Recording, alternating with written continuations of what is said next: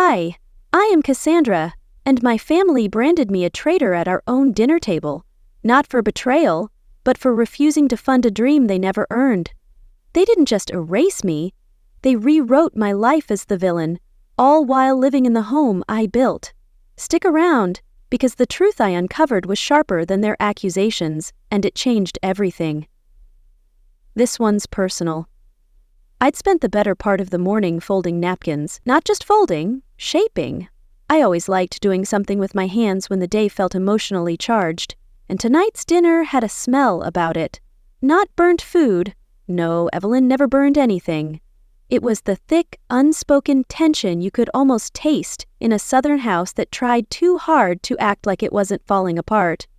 I arranged the pale linen napkins in a swirl that tucked like a rose, but I didn't expect anyone to notice, and I was right. By 7:15 p.m., the dining room was full. Brianna sat directly across from me, surrounded by glowing congratulations and the sound of glass tapping glass. Her diamond ring caught every flicker of chandelier light. Her laughter was high and practiced, and Evelyn, our mother, beamed like she'd birthed a Kennedy. There I was across the table, same bloodline, same room, but a completely different orbit. I smiled when necessary, nodded when prompted, and quietly passed the casserole dish without being thanked. I watched them all carefully, not bitter, just observant. You learn a lot that way. Dinner rolled on like a well-rehearsed scene until Brianna placed her wineglass down with a tap.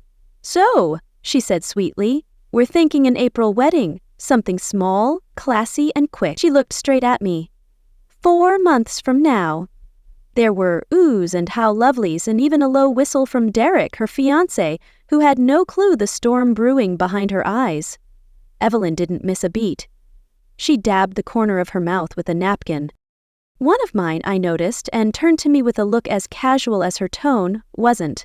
"You know what would be lovely," she said, "if you gifted her a car for the big day. A Mercedes, maybe. You know, something dependable like you always are." The room fell into a sudden silence like someone had accidentally turned down the volume. Brianna blinked twice, her smile turning to feigned humility. "Oh, I mean only if you wanted to, Cassie." I blinked. Once? Twice? Like maybe I misheard. But no one laughed. No one said, "Just kidding." No one pulled me aside and whispered, "Don't worry, it's ridiculous, I've got your back." They just stared. My hand remained wrapped around my water glass, knuckles tightening. "I didn't know that was something being discussed," I said calmly. I hadn't planned for that. Marcus, my father, gave a deep exhale. Evelyn touched her chest like I'd shot her with a dart. "You mean you're saying no?" "I'm saying I need to think. That's a lot to consider." Brianna's lower lip trembled. Derek looked down at his plate like the green beans had become uncomfortable.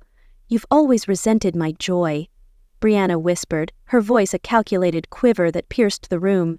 "You think you're better because you hold the purse strings." "No one said anything like that," I replied, still calm. But my appetite had vanished. Evelyn leaned in, all wounded elegance. "You've always had trouble giving, Cassandra." Marcus, ever the final voice, spoke without looking at me after all we've done for you. There it was, the family gavel. I took a sip of water and tried not to let it shake in my hand. There was no yelling, no storming off. Just silence, thick as syrup, while forks clinked and eyes avoided mine. No one asked me how work was. No one asked what I'd brought for dessert, though I'd baked the pie on the sideboard myself.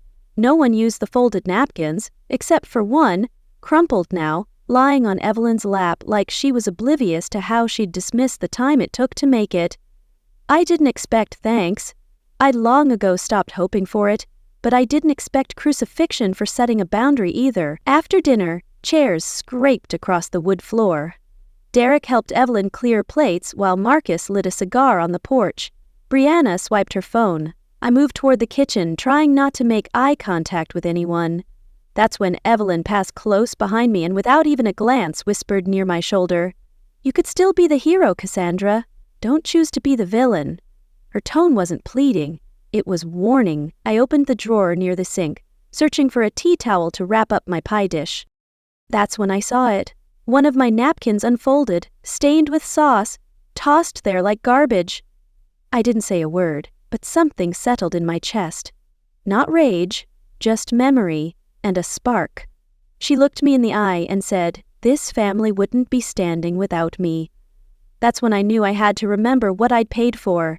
I left the napkin in the drawer and didn't touch another thing that night. I drove home in silence, not because I didn't have anything to say, but because I didn't trust myself not to scream. By morning, my phone was already lit up like a Christmas tree, notifications from people I hadn't heard from since high school, old coworkers. Some were vague, others less so. One message simply read, "Hey, you okay?" Then came a text from Lauren, a friend from college who knew both me and Brianna. She just sent a screenshot, no explanation. It was a post from Brianna's Instagram story, a picture of her wiping away a single tear, captioned in that casual martyrdom tone she'd perfected, when your sister trades your dreams for her pride. She didn't name me. Of course she didn't. That would have been too direct, but the comments said enough. Family should support each other. Some people let money go to their heads. Always knew you were the kind one. I felt heat rise in my chest. I set my phone down, then picked it up again. A second message from Lauren followed. Another screenshot. This one was from a Facebook group my mother ran for our extended family. Someone, Brianna clearly, had posted a cropped photo from our private group chat. Just one line of my text from the night before, clipped perfectly out of its thread. "That's not something I'm comfortable doing." No mention of the full context, no mention of Evelyn's setup at the dinner table, no mention of me being ambushed. Just those 10 words. Plain, chilling. The comments under the photo were worse. She could have just said, "Yes, it's a car, not a kidney." Wow, cold. That's what happens when you forget where you came from. I stared at it for a long time, not moving, just watching my name, my intentions, my quiet life being twisted into a meme for people who didn't even like me to begin with. Around noon, a colleague texted, asking if I was the sister from that viral post, but I logged out of every app after that. For the rest of the day, I didn't cook, didn't clean, didn't answer the phone. Instead, I sat on my back porch with a chipped mug of black tea and stared at my car. My own car, parked in the driveway. A 12-year-old Honda Accord I'd bought used during the year I worked nights at the diner and weekends running invoices for a dental lab. It wasn't fancy.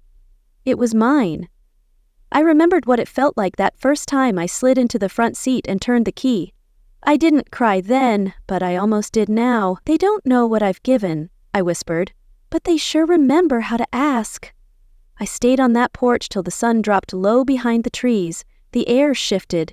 By the time I went back inside, it was past 8. I changed into a t-shirt, reheated leftover soup, and tried to let my mind go blank, but it didn't. At exactly 10:27 p.m., my phone buzzed with a new message. No contact name, just a photo. It took me a second to realize what I was looking at.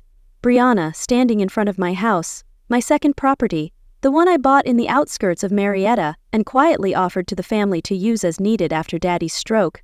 She stood there in a white jumpsuit. The caption read, "Venue locked. Can't wait to walk down this driveway." I didn't even realize I was holding my breath until the edges of my vision blurred. That was my house. My name on the deed. Paid off with years of bonuses, sacrificed vacations, and 1,000 skipped lattes. I stared at the picture for 15 minutes, my heart pounding as I realized they'd planned this all along, using my silence as permission. Then I remembered. I never told them I paid for that house. It was one of those April Thursdays where the wind still felt like winter, even though spring was already on the calendar. I had left work early, paper still warm from the printer, when my mother called me crying. "It's Brianna," she'd said. "She's going through a hard patch, she and Derek. They need a place, something stable." There was no direct ask, just the heaviness of expectations sitting in every pause. A week later, I wired $50,000, 0 cents, to cover the down payment for a 2-bedroom ranch on Cedar Grove Road. I signed everything myself. Evelyn hugged me once in the driveway, said, You've always been the practical one." Then she turned and shouted to Brianna, who was taking selfies with Derek on the porch. No party, no announcement, just silence. But now she was using it for her wedding venue and tagging it as if it were hers. By mid-morning, I had showered, dressed, and pulled into the neighborhood with my car windows cracked halfway. I didn't get out immediately. I watched from across the street. Caterers were already unloading silver trays. Someone was stringing up white lights around the porch railing. In the yard, a rented canopy had been erected, and a white banner fluttered gently in the breeze. Brianna and Derek, 12:30. I didn't see anyone I recognized, which was for the best, but when I finally stepped out of the car, a young man in a headset glanced up and smiled at me. "You the planner?" he asked, holding a clipboard. I blinked. "Excuse me?" "The wedding planner," he repeated, glancing back toward the house. I didn't answer. My mouth opened, closed. I turned and walked away before I said something that would set the grass on fire. I didn't drive home right away. I went to the library first, the one near Marietta Square. I sat in the back corner by the local history section, took out my phone, and pulled up the email thread from 2 years ago. Found it. April 22nd, subject line, purchase confirmation, 3921 Cedar Grove. The PDF was still there, signed, sealed, transferred. Later that night, I opened the file cabinet in my study, second drawer down. I hadn't touched it in months. I flipped past bank statements and tax folders, then stopped when I saw the manila envelope. Inside was the original deed, stamped and notarized. My name, my wiring confirmation. A sticky note attached by the notary still clung to the edge, confirmed wire transfer complete, no co-signers. No one else had signed it, just me. I sat back on the carpet and stared at the ceiling. It hadn't been enough to exclude me from the wedding. They were erasing me from the history of the home itself. A flash of memory hit me. Brianna's voice at my college graduation party. "She's just good on paper." At the time, everyone laughed. I laughed too. Now they were taking the paper too. The lights in the hallway buzzed as I stood, brushed off my hands, and walked to my desk. I scanned the deed, named the file, backup for when they lie, then added it to a private folder I'd never made before. That folder became something else entirely. Not a revenge plan, not even insurance. It was the first brick of a quiet wall I'd never let them cross again. Later, after dinner, I sat on the couch with my legs tucked under me. The TV was on mute. I scrolled through old emails and thought about calling my cousin Tara, a real estate agent in Savannah. I didn't call. Instead, I pulled up the number listed on the wedding banner's vendor site. A woman answered, cheerful, clearly distracted. "Hi, this is Brighton Events. How can I help?" I kept my voice steady. "Hi, I need to speak with the person coordinating the event on Cedar Grove Road." "Sure, who's calling?" I hesitated. My pulse jumped, but my voice didn't flinch. "The owner of the property." There was a pause, not silence. Then she asked, "Do you have legal proof?" I looked at the folder on my desktop, then stood. "I'll be there in 25 minutes. The woman on the phone paused and then asked if I had legal proof. I told her I'd be there in 25 minutes. The drive back to the house I'd paid for felt longer than it should have. My fingers drummed the steering wheel. I didn't play music. I needed silence, room to rehearse every word I might say. When I pulled into the driveway, the planner was already waiting by the front porch. She was petite, maybe in her 30s, with an iPad clutched tight against her chest. I parked, stepped out calmly, and handed her the printed deed, crisp in a clear folder. My name sat plainly across the top, sole owner. Her lips parted as she scanned it. Then she looked up at me, brows lifting with slow realization. "We were told this was gifted months ago," she whispered. I didn't answer that. I just looked past her at the house with fairy lights already twinkling along the gutter. "I'd like to walk through," I said. "I want to see what I'm paying for." She stepped aside. The living room had been rearranged, Brianna's style. Lots of blush tones, mason jars, fake greenery. A stack of invitation cards sat on the kitchen island, tied in dusty rose ribbon. I wasn't going to touch them, but curiosity has a pull. I untied the ribbon and opened the top card. The first thing I noticed, my name wasn't there, not even in the fine print, but everyone else was. I flipped one over, maybe hoping I'd see a handwritten note that explained it was just a mistake. Instead, I found a scribbled RSVP. Finally free of her shadow, it read, in Brianna's unmistakable handwriting. I swallowed hard, then set the card down. The guest room still had the same creaky floorboard near the closet. I stepped over it like muscle memory and sat on the edge of the bed. I hadn't stayed in that room since before they moved in. A voice came back to me. My father's the day I wired the money. We'll make sure she knows who made this possible. Right. Not a mention since. Just holidays I was never invited to. Photos I wasn't tagged in. And now a wedding hosted on land I paid for, where my name had been erased completely. My phone buzzed. Evelyn. I didn't pick up. I left the room, drifted down the hall toward the junk drawer by the back staircase, the one everyone stuffed with spare keys, dried pens, forgotten coupons. I wasn't looking for anything in particular. Maybe proof they had lied about something else? Instead, under a stack of old catalogs and paper clips, I found a small red leather notebook, the kind my dad used to keep mileage logs in when he drove long haul back in the 80s. I flipped it open. Receipts, scribbled IOUs, notes on who paid for what over the years. And then there it was. April 10th, TW. Wire $50K for down payment. Says she'll never ask for thanks but will make sure she regrets it. CW. That was me, Cassandra Wyatt. I read that line 3 times. So they knew. They always knew. They didn't forget me, they just decided silence was easier, more convenient, better for the narrative that made Brianna look cherished and me disposable. I whispered, "You knew. You all knew." But there were no tears left for that, no ache in my chest, just a quiet rearranging of intent. I took the red book and slid it into my folder, the one I'd started building. Back in my car, I opened my email app, attached the deed and a PDF scan of the notebook page, and typed a short message to planner contact. Subject: Event continuation, Cedar Grove property. You may continue with the event, but there will be a lease agreement, rent due by Monday. I hit send. I didn't feel triumphant, but I didn't feel erased either. Not anymore. The planner didn't respond right away, but when she did, it was just one line: "They're going to freak out." I didn't reply. I powered off my phone, set it face down on the kitchen counter, and just stood there, hands gripping the edge of the sink. It was strangely peaceful for a moment, when everything else felt like it was cracking apart inside me.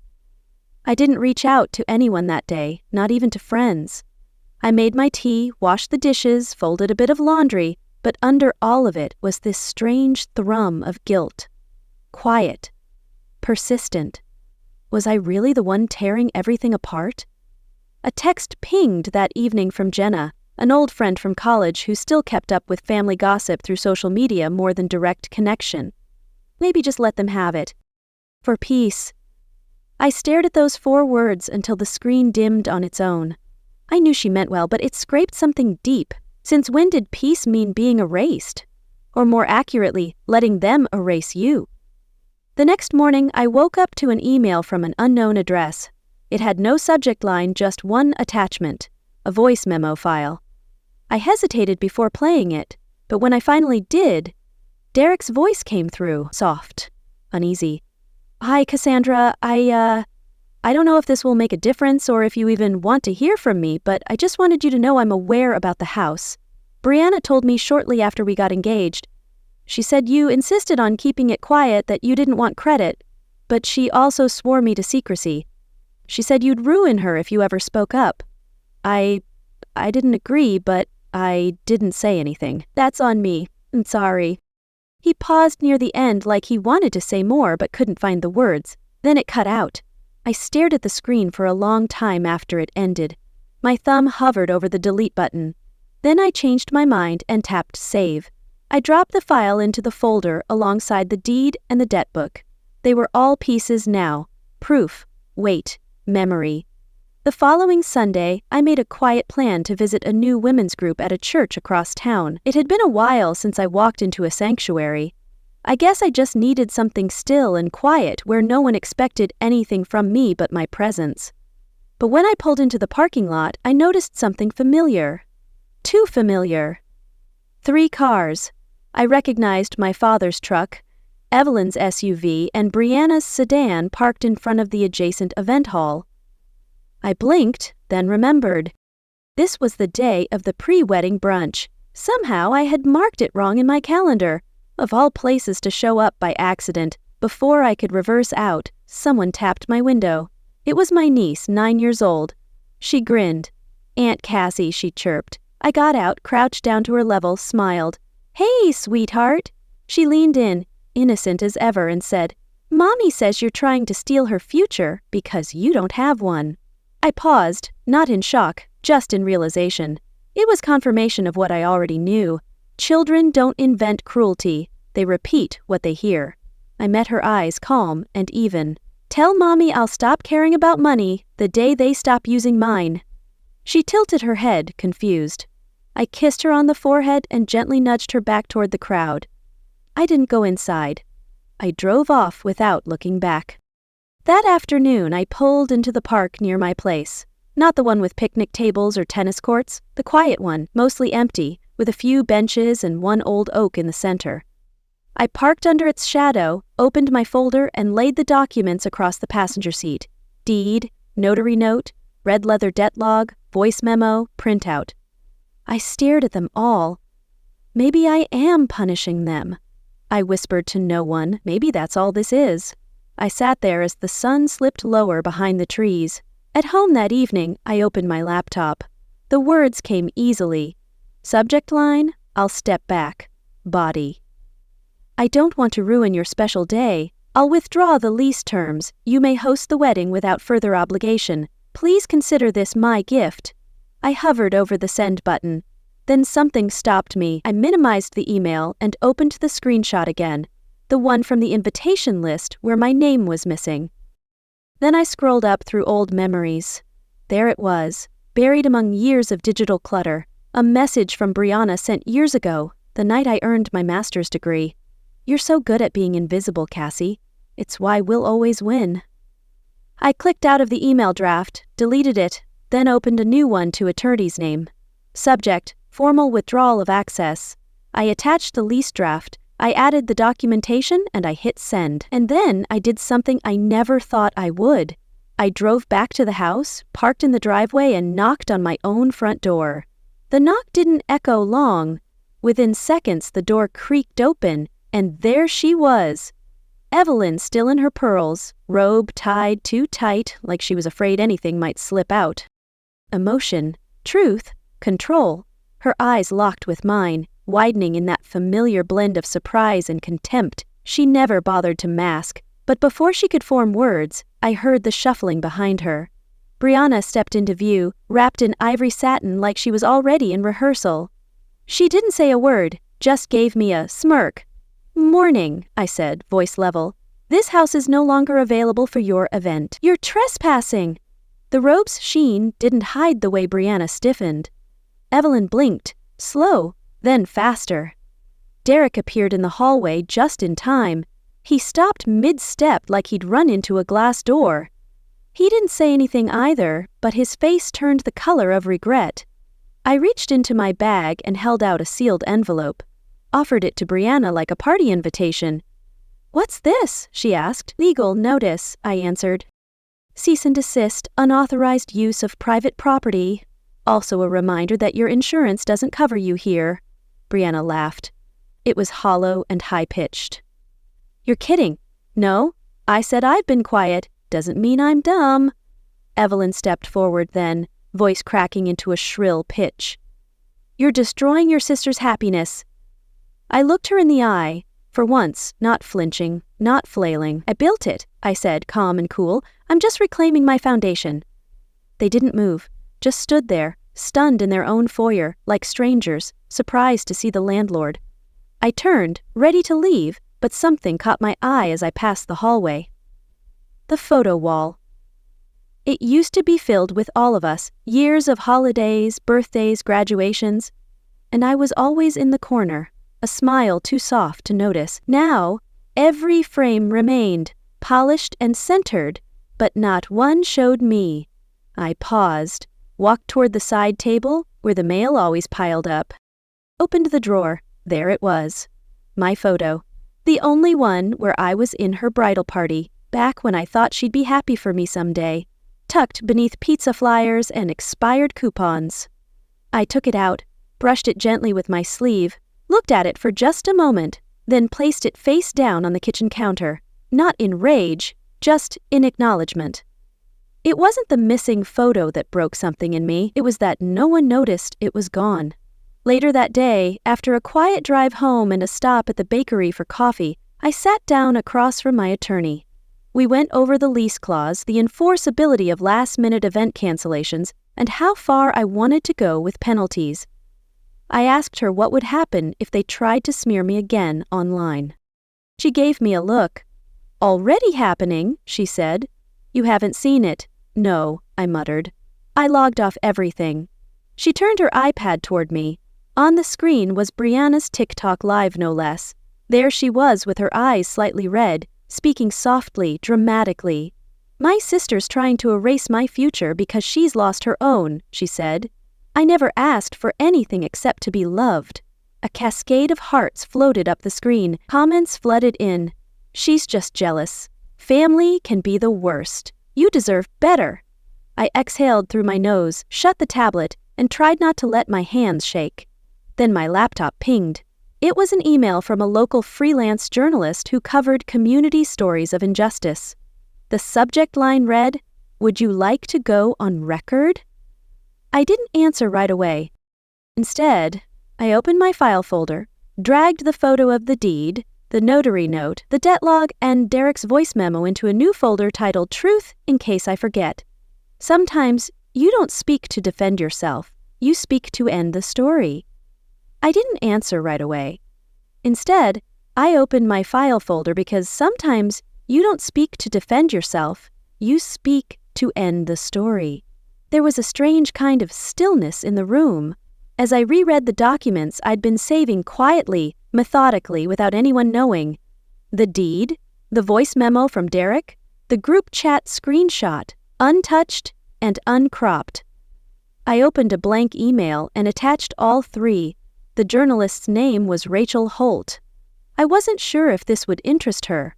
After all, there were no bruises, no police reports, no screaming matches in the driveway, just silence. Years of it. In the body of the email, I wrote exactly 6 sentences. This is not a story about revenge, it's about remembering. I didn't ask to be part of the narrative they spun, I just stopped letting them edit mine. Attached are verified documents. There is no war here, just memory. I hit send. Then I stood up, closed the laptop, and went to pour myself a glass of water. The next morning, my neighborhood's HOA posted a new bulletin online. Tucked between gardening reminders and announcements for the upcoming block party, it read, "Any use of residential property for commercial events must be approved in advance. Misrepresentation of ownership or unauthorized events may result in revocation of HOA privileges. No names." But names weren't needed. Evelyn had spent the past 8 weeks flaunting her daughter's wedding venue to anyone with a Facebook login. And now, whispers began. I could feel them from my porch. RSPPs quietly withdrawn. I didn't feel vindicated, just confirmed. 2 days later, a friend texted me a link to a local gossip page. It was called Georgia Grapevine. A new post had gone up titled, "The Erased Sister." There was a Dropbox folder attached. Inside it, the unedited group chat, a scan of the debt log from Evelyn's drawer, a high-resolution photo of the wedding invitation with my name glaringly absent, and a single line handwritten on the inside flap of the folder. She never said no to us, she just stopped saying yes. It spread like wildfire. Suddenly, sympathy flipped. The same people who'd clutched their pearls at Brianna's TikToks now shared the post with hashtags like Truth Matters and Silent Strength. A few even tagged me. I didn't respond, not publicly. Derek went silent online. Brianna lost a local boutique sponsorship she'd just announced the week prior, and the wedding postponed. According to her latest story, Evelyn tried to call me 3 times in one afternoon. I let each ring out. Later that evening, I walked to the fireplace with something heavy in my hands. It was a second photo frame, one I hadn't seen in years. It held a picture of Brianna and me as children, matching Easter dresses, sticky fingers from jelly beans, and my arm looped protectively around her shoulder. I remembered that day. She'd scraped her knee, and I'd carried her across gravel because she refused to walk. I held it a long time. Then I set it gently in the fireplace and lit a match. It burned slow. Some ties don't break, they rot, and I was done breathing the air around them. The next afternoon, a knock came at my door. I didn't recognize the delivery driver, just the manila envelope in his hand. No return address, no explanation.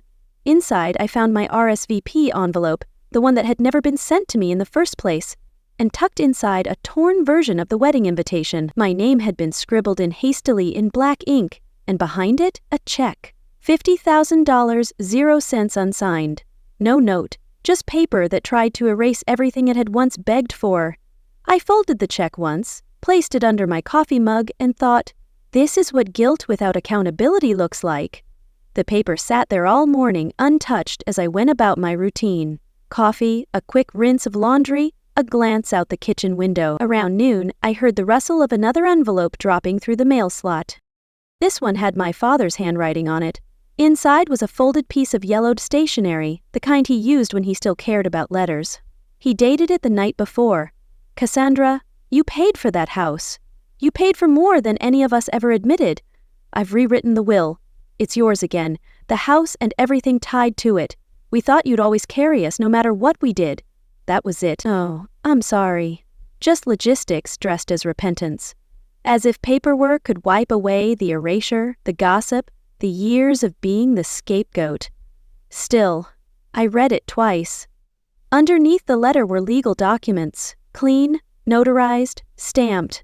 The property now placed in trust, fully titled to me. The timing wasn't lost on me either. The documents were signed just 24 hours before the wedding rehearsal. I pressed my lips together and whispered out loud, "You think this buys my silence? It only proves my voice." I called my lawyer. "Withdrawal of access?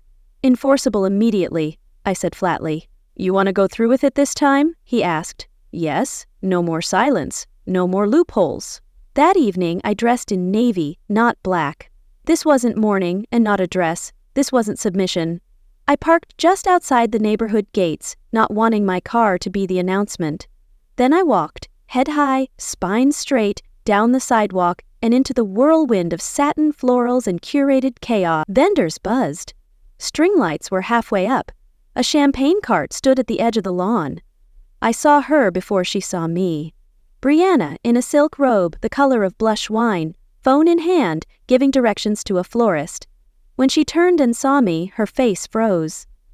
"You're not welcome here," she hissed, storming over. "You can't just walk in." I handed the wedding planner a laminated notice I'd prepared earlier. Private property, unauthorized event canceled. Owner, Cassandra Serrao. She blinked at it, read it again, then looked at me. I said nothing. Security was called. They read the sign, the documents. One of them raised an eyebrow and muttered, "Ma'am, we'll need you to step back to..." "Brianna." Evelyn burst from the side patio, like she'd been shot out of a cannon. "You are ruining her big day," she screeched. I didn't flinch. "She ruined every one of mine," I replied quietly. No one clapped, no gasps, but the air shifted. Derek came out of the house just in time to see his bride being escorted off the lawn. He didn't say a word, just lowered his head and walked in the opposite direction. Back at home that night, I didn't check social media, didn't need to. I knew it would catch fire. Instead, I drove to Aunt Clara's. She opened the door, no questions asked, and poured me a glass of wine. We sat in her kitchen, folding napkins into tiny leaf shapes like we used to when I was a girl. "You finally stopped feeding the beast." I smiled, for once not out of politeness. Later, curled up on her couch with a blanket over my knees, I heard the faint chime of my phone. A new voice memo timestamped 3:47. Ayana's voice cracked as she whispered, "I thought you'd break before you walked away." I was wrong. I sat there staring at the screen, and maybe she didn't, but I did, and I kept walking all the way into a life I finally owned. That morning, I sat on the front porch with a cup of tea, warming my palms. No music, no phone in hand, just the soft creak of the swing beneath me and the distant sound of birds waking up in the trees. The wedding never happened at the house. I didn't need confirmation. I felt it in the air, in the silence that followed. No cars lined the driveway, no music echoed down the block, just quiet, restful, final. Rumors had already begun to ripple. I heard through the neighbor across the street Brianna and Derek had postponed indefinitely, but I didn't chase down details. No one from my family had contacted me. I sipped slowly, letting the jasmine tea settle something deeper than my breath. Then I heard soft steps on the walkway. Aunt Clara appeared wearing one of her floral blouses and holding something in her hand. She didn't say a word. She simply placed a folded napkin next to my cup, shaped like a leaf. I stared at it for a long beat. The last time I folded napkins like that, no one used them. They'd been brushed aside, left wrinkled under soup bowls and greasy fingers. Now this one sat untouched, clean, deliberate, folded by someone who saw me.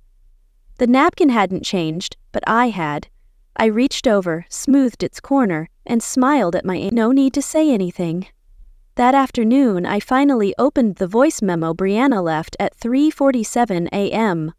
Her voice cracked halfway through. "I didn't think you'd actually walk away." I listened twice, then I drafted a single reply. I walked away because staying cost me more than money, and that was the truth. I blocked the number afterward, not out of spite, but because healing has no space for echoes of manipulation. There was no anger left to spend. 2 weeks passed. The house felt different, not heavier, but rooted. I'd started minor renovations, a fresh coat of paint here, new cabinet knobs there, nothing showy, just choices that were mine. I converted the guest room, Brianna's old room, into a quiet study, replaced the pink drapes with warm linen ones, took down the childhood posters and hung shelves with worn books, a record player, and a photo of me with Aunt Clara at a lake in Savannah. I didn't keep any other family pictures, not out of malice, just peace. I began hosting Sunday dinners, simple ones, roast chicken, mashed sweet potatoes, and salad from the garden out back. My aunt came every week. Sometimes a neighbor or two joined. We didn't talk about the wedding. We didn't need to. One Sunday, after everyone had left and dishes were drying on the rack, I poured myself a glass of wine and walked into the foyer. There, near the front door, hung the deed. I'd framed it, not for pride but as a quiet promise to myself, that I would never again forget my worth, that I had always been more than the helper, more than the quiet one. I had been the foundation. As evening slid into twilight, I stood at the window and watched a young couple touring the house across the street. The woman held her partner's hand. Her smile was soft, hopeful. She looked up and saw me. I waved gently. She waved back. Then I looked down. My coffee mug still rested on the check, the one my parents had sent unsigned. Of course, I'd never moved it. I didn't need to. It served its purpose right there every day, a little reminder that guilt without ownership is just another form of control. I would never cash it, and I would never return to who I'd been. I closed my eyes, letting the quiet settle deep in my chest. Then, just before heading to bed, I picked up the folded napkin one last time and placed it on my desk in the study. It didn't belong in the drawer anymore. It belonged in the room I built for myself. Sometimes silence isn't weakness. It's the sound of finally hearing yourself. They called me selfish. I call it survival. And no, I don't regret taking the house back because I was never the thief. But sometimes, late at night, I wonder if I reclaimed my foundation or just built a new one, alone. I keep the napkin close, not as a trophy, but as a reminder. Love doesn't owe anyone your erasure, and though I've walked away, I still carry the weight of their voices, whispering that I'll always be the one who broke the family, even if I know I was the one who held it together.